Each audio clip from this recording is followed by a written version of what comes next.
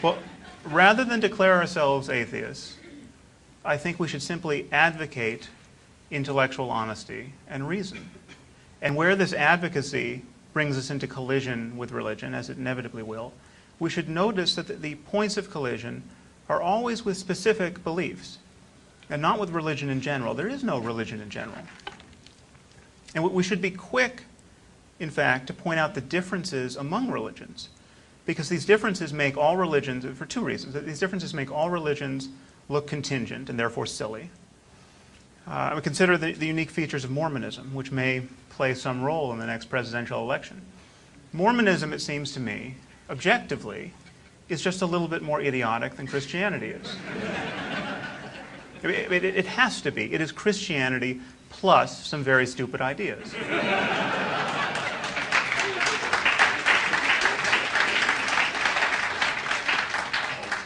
For instance, the Mormons think that Jesus is going to return to earth and administer his 1,000 years of peace at least part of the time from the state of Missouri. Now, why does this make Mormonism objectively less likely to be true than Christianity? Because whatever probability you assign to Jesus' coming back, you have to assign a lesser probability to his coming back and keeping a summer home in Jackson County, Missouri. Mitt Romney, if he wants to be the next president of the United States, should be made to feel the burden of our incredulity. We can make common cause with our Christian brothers and sisters on this point. Just what does the man believe?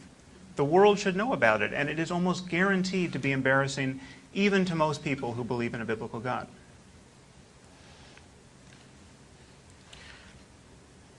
The second reason to be attentive to the differences among religions is that these differences are actually a matter of life and death. There are very few of us who lie awake at night worrying about the Amish. This is not an accident. While I'm convinced that the Amish are mistreating their children by not educating them adequately, they are not likely to hijack aircraft and fly them into buildings. Consider how we as atheists are constrained to talk about Islam. And Christians often complain that atheists balance, and the secular media generally, balance every discussion of Islam with a discussion of extremist Christianity. The usual mode is to say, well, they have their jihadists, but we have people who kill abortion doctors. Okay, I think our Christian neighbors, even the craziest of them, are right to be outraged by this pretense of even-handedness. The truth is that Islam is quite a bit scarier and more culpable for needless human misery at this moment than Christianity has been for a very, very long time. And we have to point this out. I mean, you might remember that Thomas Friedman recently wrote an op-ed from Iraq noticing that some Sunni militias were fighting alongside American troops against al-Qaeda, and he asked a Sunni militant why he was doing this. And the militant said that he had recently seen an al-Qaeda member decapitate an 8-year-old girl. And this convinced him that the American Crusader forces were the lesser of two evils. Now, okay, great. So even Muslims, even Sunni militants, can discern the line between ordinary crazy Islam and the utterly crazy once it is drawn in the spilled blood of little girls. This is a basis for hope of sorts. I mean, we have to be clear, unremittingly clear about what is on the other side of that line. I mean, this is what we and the rest of the civilized world and the semi-civilized world are facing: utter religious lunacy and barbarism in the name of Islam, with, I'm unhappy to say, some mainstream theology to back it up.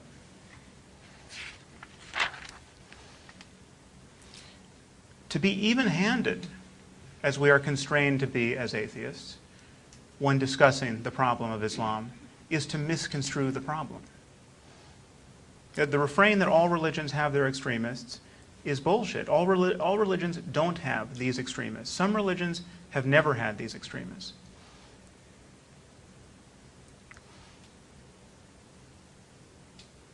A recent poll in the UK showed that a third of young British Muslims say they want to live under Sharia law and think that anyone who leaves the faith should be put to death for apostasy. This is a third of British Muslims. 68% of British Muslims think that their neighbors who insult Islam should be arrested and prosecuted. 78% think that the Danish cartoonist should be brought to justice. These people do not have a clue about what constitutes a civil society. It seems to me that reports like this coming out of Muslim communities living in the West should concern us before anything else about religion concerns us. Atheism is too blunt an instrument to use at moments like this. It's as though we have a landscape of human bewilderment and human stupidity, and atheism causes us to fixate on one part of this landscape. It's got peaks and valleys and local attractors, and we fixate on one part, that related to a belief in God, and then it just flattens it. Because to be consistent as atheists, we must oppose or seem to oppose all faith claims equally. But this is a waste of precious time and energy. And it seems to me it squanders the trust of good people who would otherwise agree with us on specific issues. Now, I'm not at all suggesting that we leave people's core religious beliefs unscathed, or faith itself unscathed. I'm still the person who writes articles with rather sweeping titles like "Science Must Destroy Religion." But what I am saying is we have to be attentive to necessary and useful differences among religions. Another problem with calling ourselves atheists is that every religious person thinks he has a knockdown argument against atheism. We've all heard these arguments, and we are going to keep hearing them as long as we call ourselves atheists. We've all heard the argument that the atheist can't prove there is no God. Or as Rick Warren put it when I debated him for Newsweek, a rational person like him doesn't have enough faith to be an atheist. Because the idea that the universe could be created without a creator is the most extravagant faith claim of all.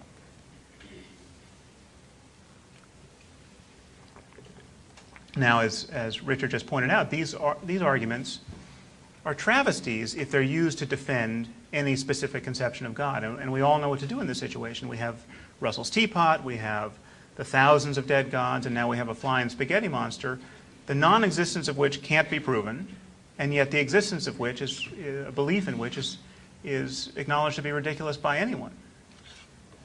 The problem is we have to keep having the same argument over and over again. So too with the greatest crimes of the 20th century argument. How many times are we going to have to counter the charge that Hitler, Stalin, and Pol Pot represent the end game of atheism? I got news for you. This meme is not going away. I argued against it in The End of Faith, and it was immediately thrown up at me in reviews of the book as though I had never mentioned it.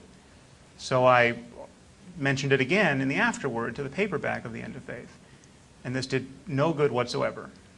So then I brought it up again. At the risk of boring all of you, I brought it up again in Letter to a Christian Nation. And Richard did the same in The God Delusion. And Christopher took a mighty whack at it in God Is Not Great. I think this argument will be with us for as long as we call ourselves atheists. And it really convinces people. It really convinces liberals and moderates. It even convinces the occasional atheist. Why should we stand obediently in the space provided? Why should we stand in the space carved out by the conceptual scheme of theistic religion? I mean, it's as though our opponents, before any debate, have drawn the chalk outline of a dead man on the sidewalk, and we just walk up and lie down in it.